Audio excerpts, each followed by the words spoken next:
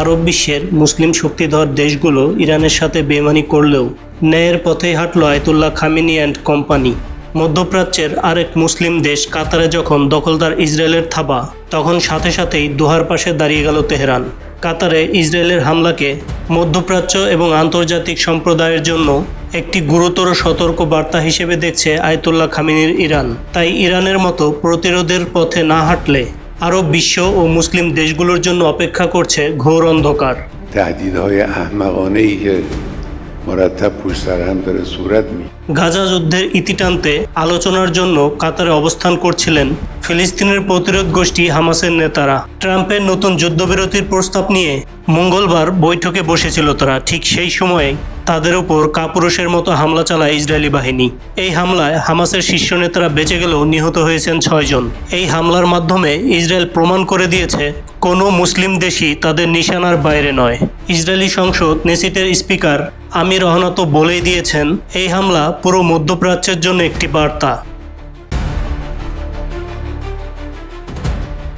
দোহায় ইসরায়েলের হামলার পর কাতারের পাশে দাঁড়াতে দেরি করেনি ইরান। হামাস নেতাদের লক্ষ্য করে এই হামলার তীব্র নিন্দা জানিয়েছে ইরান। এই ঘটনাকে আন্তর্জাতিক আইন এবং কাতারের সার্বভৌমত্বের গুরুতর লঙ্ঘন হিসেবে তুলে ধরেছে ইরান।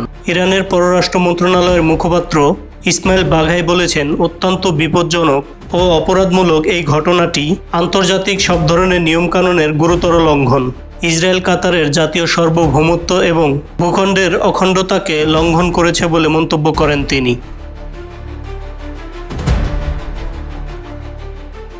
গাজায় ইসরায়েলি বর্বরতার বিরুদ্ধে সবসময়ই সোচ্চার ইরান। শুধু ফিলিস্তিন নয়, মধ্যপ্রাচ্যকেই দখলদারদের হাত থেকে রক্ষায় প্রতিরোধের প্রাচীর গড়ে তুলেছে ইরান। ইরানের নেতৃত্বে গড়ে উঠেছে প্রতিরোধ অক্ষ। এই অক্ষে আছে ফিলিস্তিন, লেবানন এবং ইয়েমেনের মতো দেশ।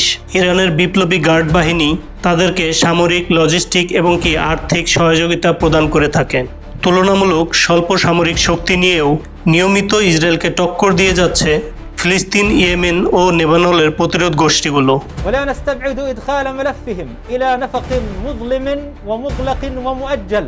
কিন্তু আরব বিশ্বের কিছু শক্তিশালী মুসলিম দেশ নিজেদের বিকিয়ে দিয়েছে আমেরিকা, ইসরায়েলের কাছে। গাজায় ইসরায়েলি বর্বরতার বিরুদ্ধে তারা নিতে পারছে না শক্তিশালী অবস্থান। এমনকি ইসরায়েল, আমেরিকা যখন ইরানে হামলা চালায় তখনও তারা কাজ করে মুসলিমদের বিপক্ষে।